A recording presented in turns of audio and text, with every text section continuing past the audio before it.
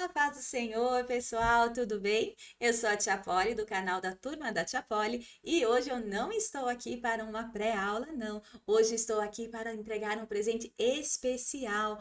Como o mês de março é o mês comemorado, o mês da mulher, então nessa semana nós teremos um estudo especial para as mulheres. E eu quero convidar você a me acompanhar nesses estudos. Ouça o que o Espírito vai ministrar na sua vida. Abra o seu coração para entender a palavra de Deus e seja disposta a dar passos de humildades para promover mudança na sua vida, que possamos nos arrepender de muitas atitudes que temos tomado, que tem nos afastado de Deus, que tem tirado a nossa paz e que possamos então buscar em Deus ser essa mulher virtuosa.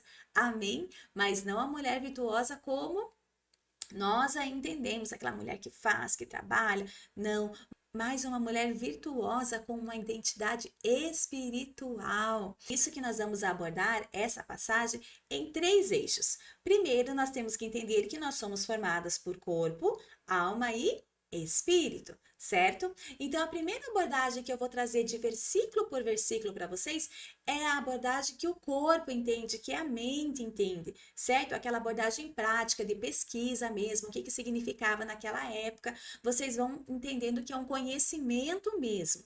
E aí nós vamos para a segunda abordagem, como que a nossa alma entende o que está sendo ministrado para ela, o que está sendo ensinado, quando ela lê aquela passagem, como a nossa alma interpreta.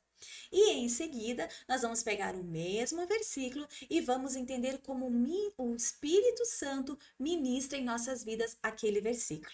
Amém? Então vamos pegar esses versículos, essa passagem, nessas três abordagens de corpo, alma e espírito, né? Só para retomar, porque eu explico isso muito nas pré-aulas, né, para as crianças ali, para as professoras ministrarem para as crianças, mas como esse conteúdo aqui vai ser para as mulheres em gerais, então eu vou dar uma recapitulada só rapidinho com vocês. O corpo é essa embalagem que nós temos aqui. O corpo é formado do pó da terra.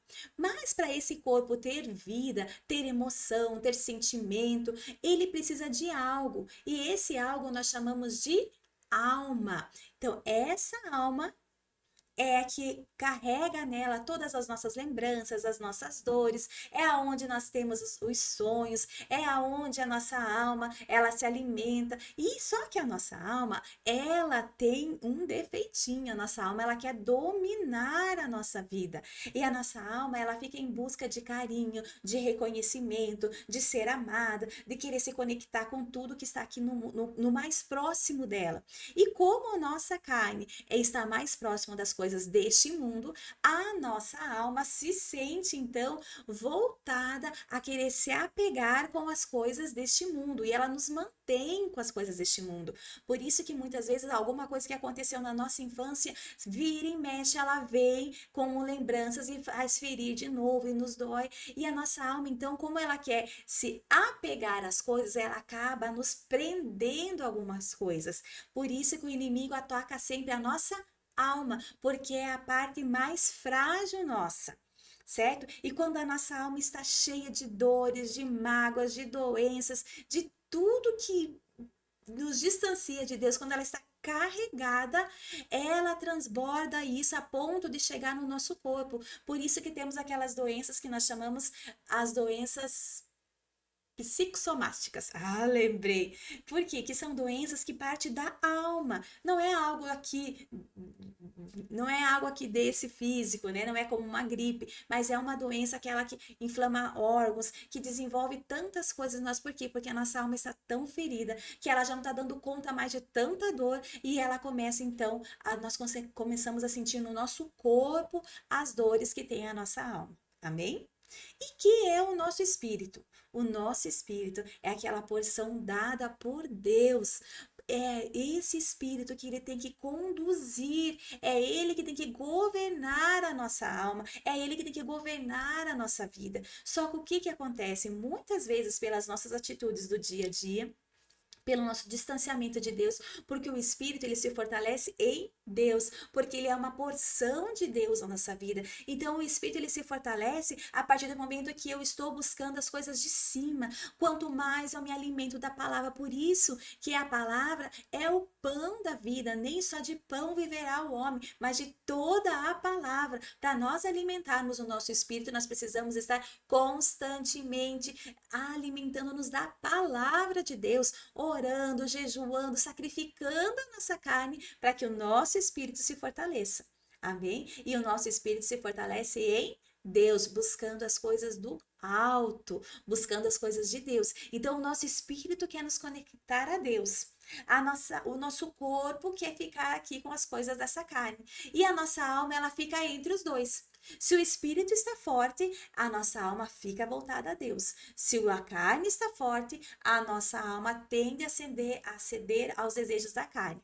Certo? Por isso que nós vamos ministrar essa palavra nessa manhã, nessas manhãs, né? Para você poder entender como que o corpo entende, como a alma entende e o que o Espírito tem a ministrar na nossa vida. E é a Ele que nós temos que dar o controle da nossa vida. É Ele que tem que exercer o domínio, o governo da nossa vida. Senão nós somos movidas por alma. E a alma, ela nos leva a tantos lugares longe da presença de Deus, porque a alma quer ficar fixada aqui nas coisas do mundo. Por isso que Jesus veio e morreu para salvar a nossa alma, libertar a nossa alma que estava aqui, presa com as coisas deste mundo, para que ela possa olhar para as coisas de Deus e ser guiados pelo Espírito, porque somente no Espírito nós temos liberdade.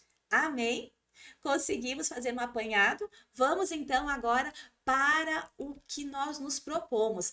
Entender o entender o provérbio 31, do 10 ao 31, de uma forma que vocês acredito, eu pelo menos não tinha visto, o Espírito Santo foi me revelando e eu fui me maravilhando com isso e sentindo o coração de compartilhar com vocês. Até foi uma colega minha que falou: Pauline, vamos estudar junto o Salmo 31, tem umas passagens assim que é difícil de entender. Eu falei: não, vamos sim. E aí quando eu comecei a estudar e me aprofundar, eu falei: vamos compartilhar isso, aproveitar o nosso canal que é de ensino e ensinar também essa palavra de Deus. Amém? E eu trago para vocês um versículo que diz assim: ora, o homem natural, o homem físico, não compreende as coisas do Espírito de Deus, porque lhe parecem loucura e não pode entendê-las, porque elas se discernem espiritualmente. 1 Coríntios 2,14. Que pode parecer loucura para muitos.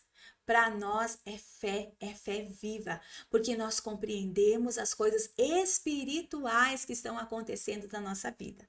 Certo? E que nesse estudo, que o Espírito Santo possa estar agindo na vida de vocês, abrindo entendimento, despertando o Espírito, calando a alma, aquietando a alma, porque ela vai ficar revoltadinha, porque ela vai ser confrontada com a palavra de Deus, e todo confronto, ele gera em nós o desejo de mudança, e que seja esse desejo que o Espírito Santo ministre na vida de cada uma de nós essa manhã.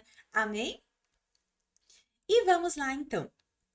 O primeiro versículo fala o seguinte: mulher virtuosa, quem a achará? Seu valor muito excede a de finas joias. E tem algumas traduções que diz muito excede a de rubis. Ou seja, o que é o rubi ou as joias? O rubi é uma pedra preciosa, seu valor é alto no mercado até o dia de hoje. Imagine como era antigamente. É encontrado de uma forma bruta na natureza, como se fosse uma pedra mesmo.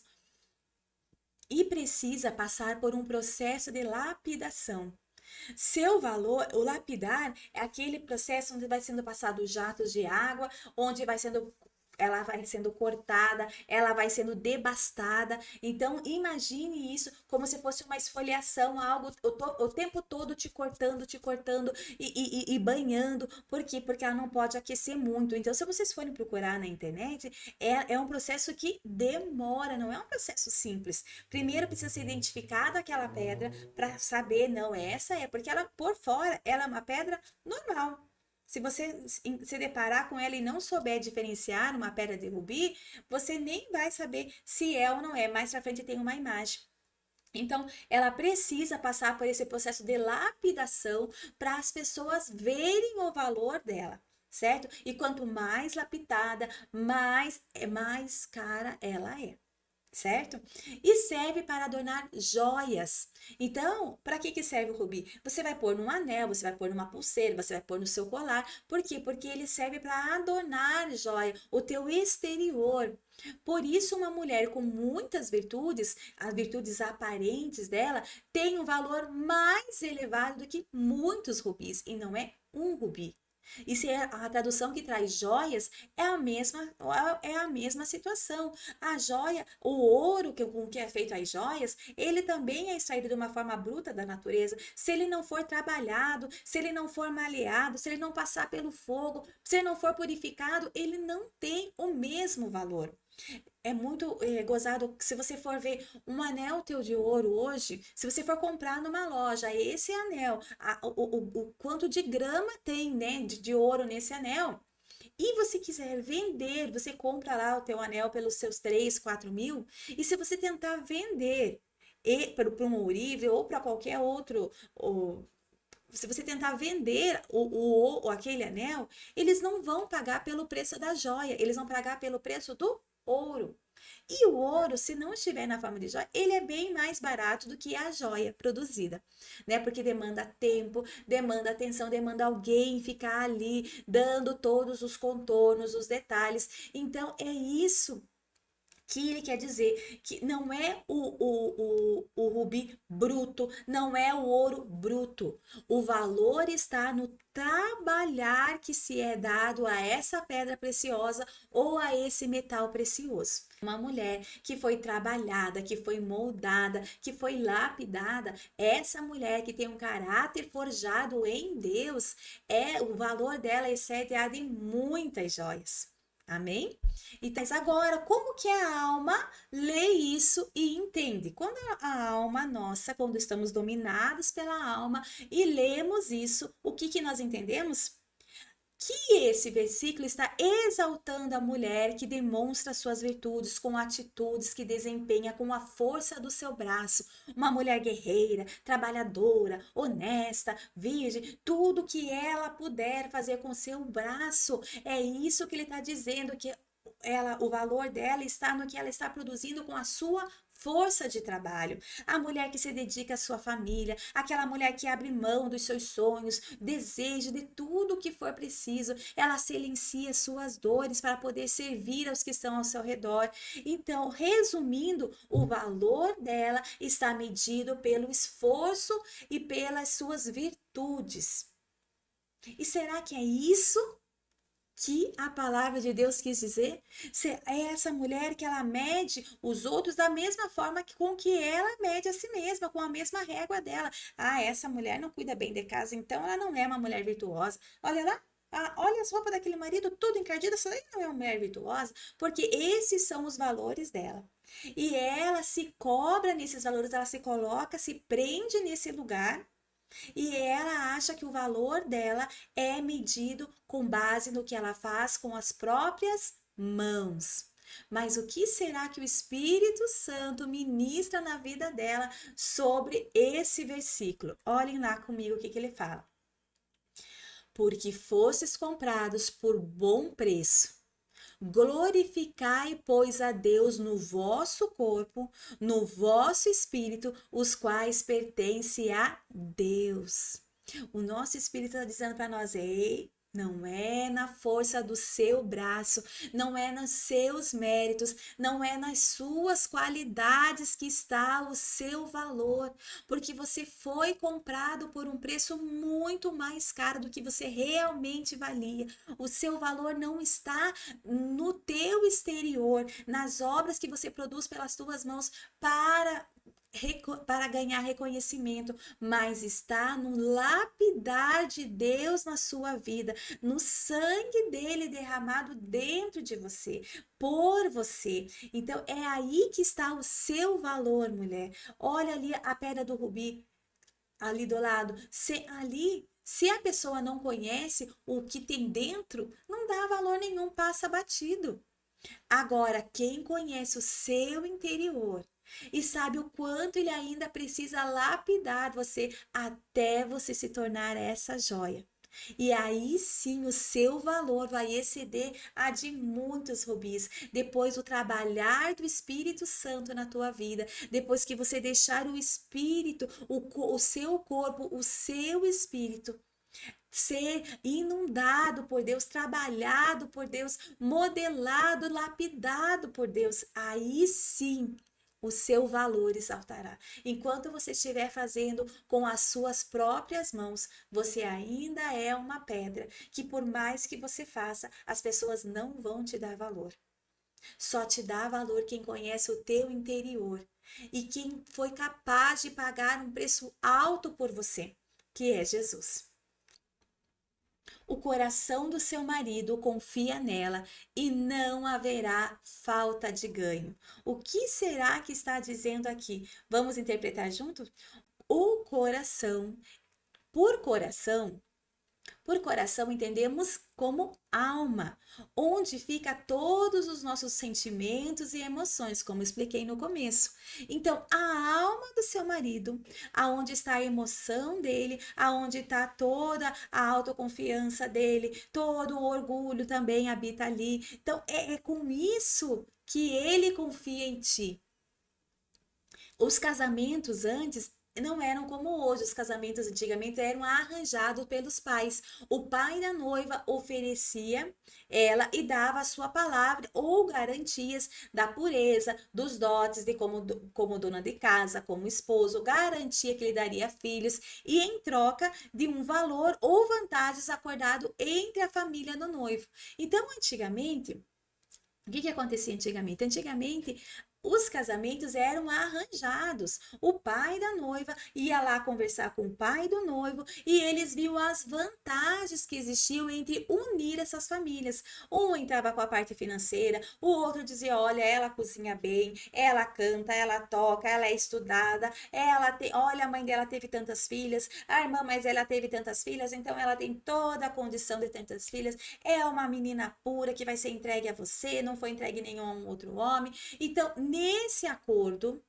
que era feito, se o noivo não tivesse um pai para representar, o noivo mesmo podia tomar essas decisões. A noiva sempre dependia ou do pai ou do irmão mais velho para tomar as decisões. Então não era com base no que ele conhecia dela.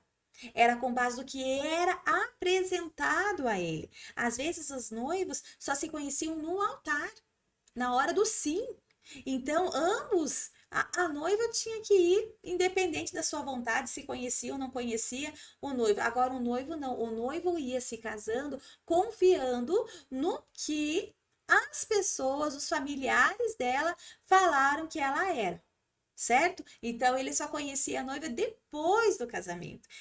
Então o coração dele, a alma dele, confiava no que foi dito sobre ela.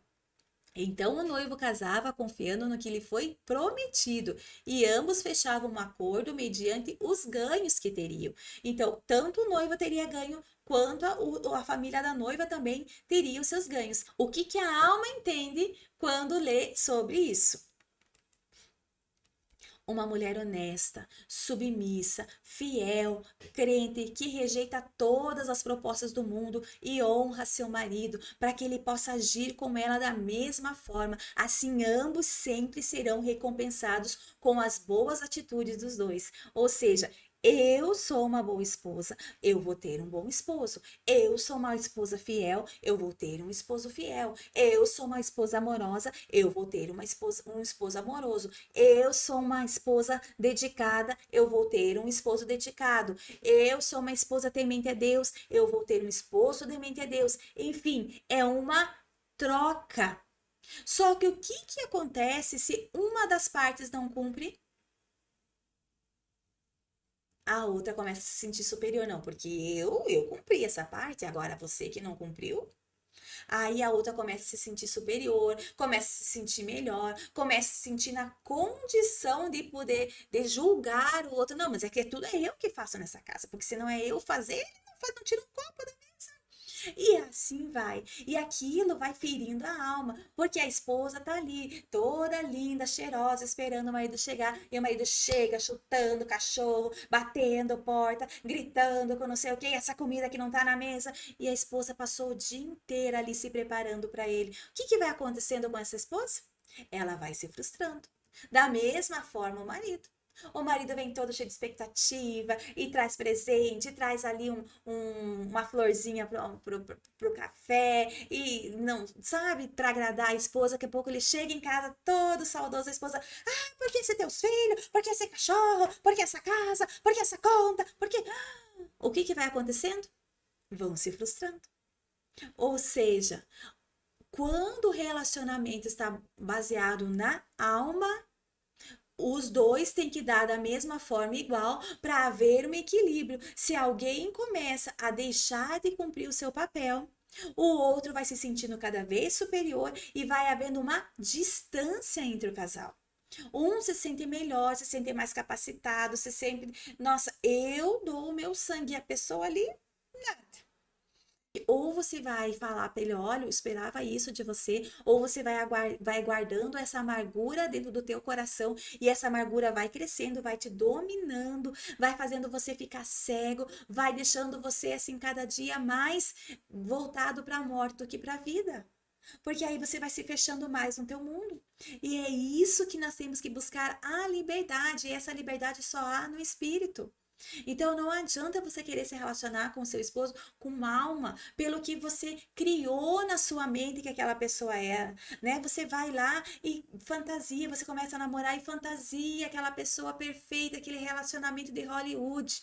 E quando você chega para viver, mas não é nada aquilo que eu imaginei.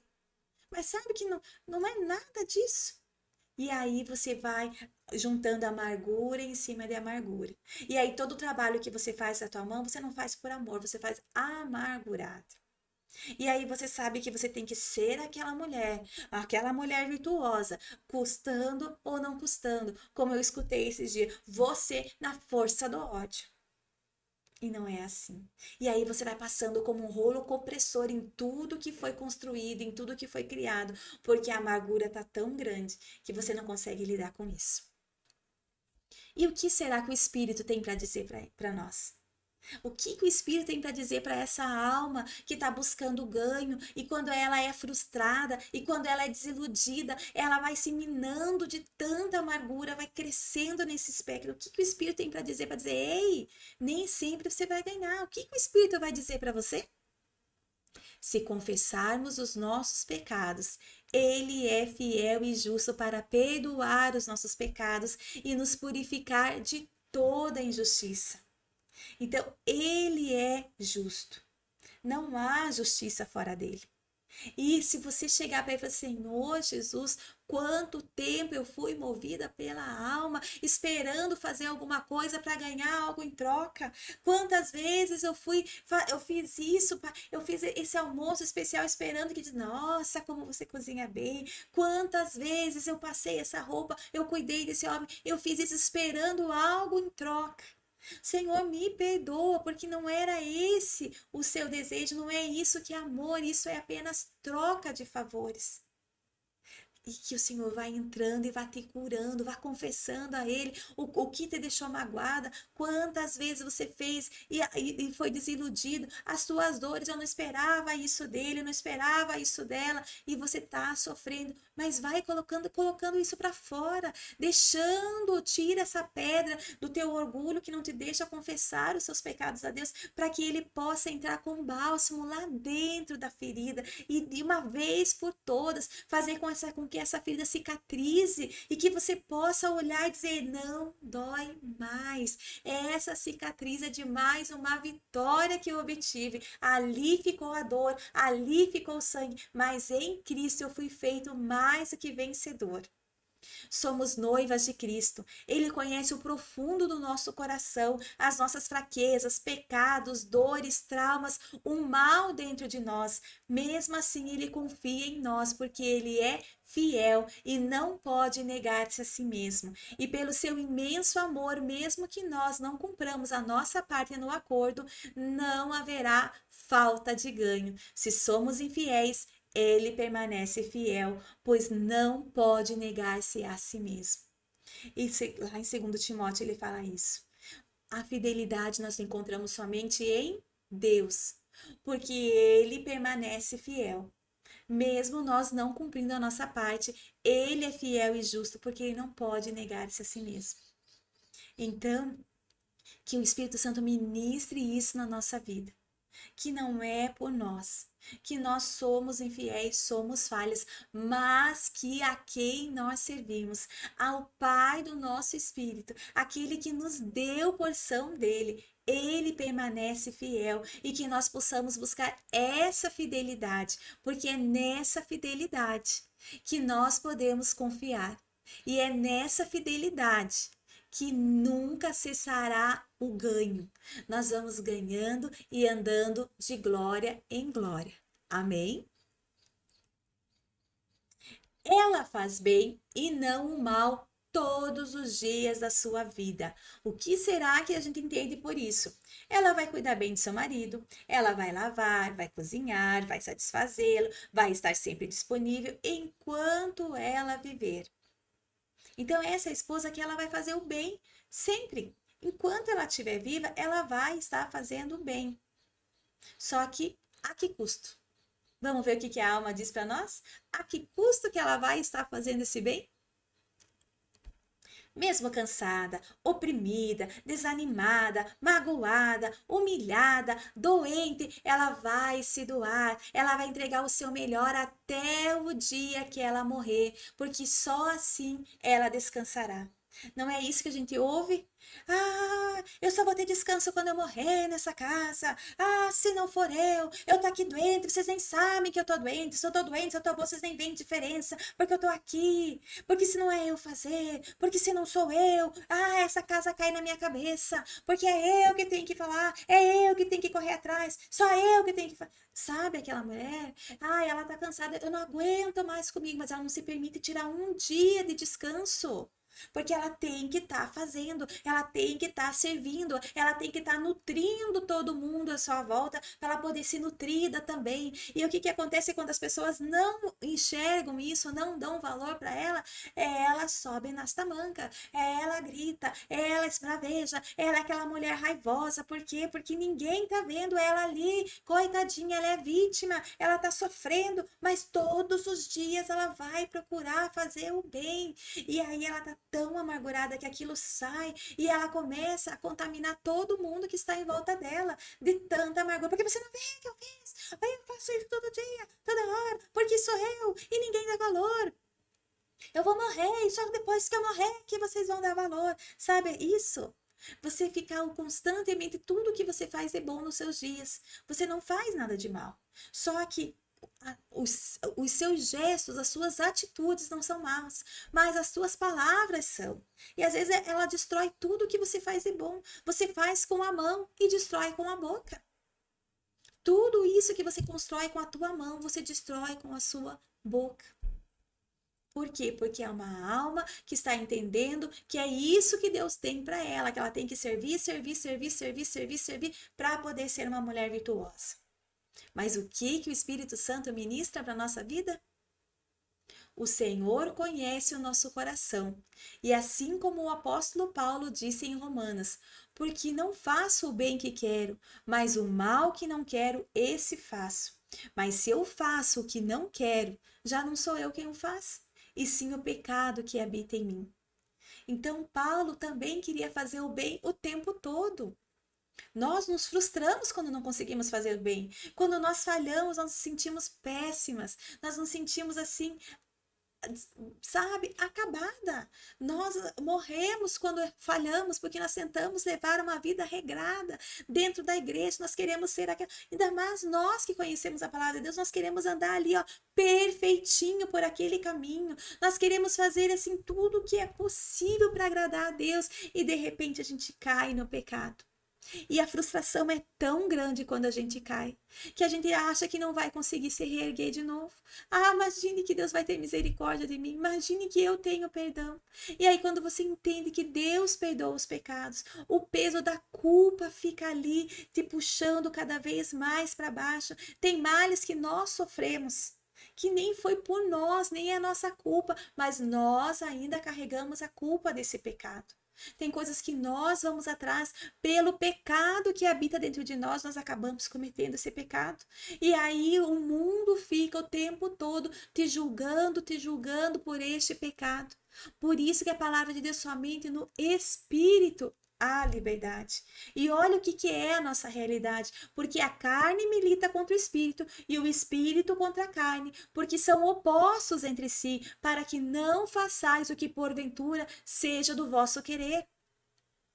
A carne que é uma coisa, o espírito que é outra, e a alma ela vai para o lado que tiver mais forte. Por isso que nós temos que fortalecer o nosso espírito. E o nosso espírito não faz o querer dele, mas o querer de Deus. Porque boa, agradável e perfeita somente é a vontade de Deus. Por isso que o nosso querer tem que ser dele. E em João 17 diz assim: santifica-nos na verdade. A tua palavra é verdade. Então não importa o que os outros digam, não importa o que o mundo diga, não importa o que a tua alma fique constantemente te acusando. O que importa é que a palavra de Deus ela vai te santificar. É nela que você encontra a verdade. E se na palavra está escrito que ele levou sobre si todos os seus pecados e a sua dívida foi paga na cruz do Calvário. Tome posse dessa vitória e seja livre desse peso do pecado. Troque o teu jugo pelo jugo do Pai, que é leve. E não carregue mais isso. Nós estamos nos inchando, nós estamos pesando, o nosso corpo anda pesado de tanta bagagem que nós estamos colocando dentro de nós, tanta dor, tanta mágoa, tanta decepção, sabe? Tantas pessoas que nós queremos carregar, tanto trabalho que nós queremos carregar. Por quê? Porque nós queremos fazer o bem todos os dias da nossa vida. Só que nós temos que entender que perfeito foi um só, que foi Deus. E nós temos que entender que todo o bem que nós tentamos fazer, ainda assim, a gente não consegue. E tá tudo bem. Se nós confessarmos perante Deus as nossas fraquezas, Ele é fiel e justo para nos perdoar. E se Ele perdoa. Só que nós temos que andar nesse processo de santificação. Porque olha o que João fala: santifica-nos, Senhor, vem nos santificar pela tua palavra, que é a verdade.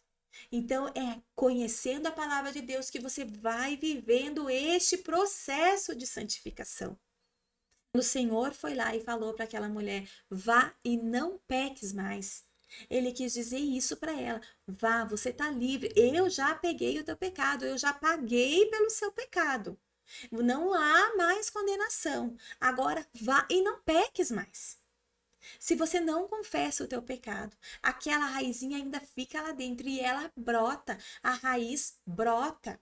Por isso que nós devemos confessar o pecado. Quando nós confessamos, nós deixamos.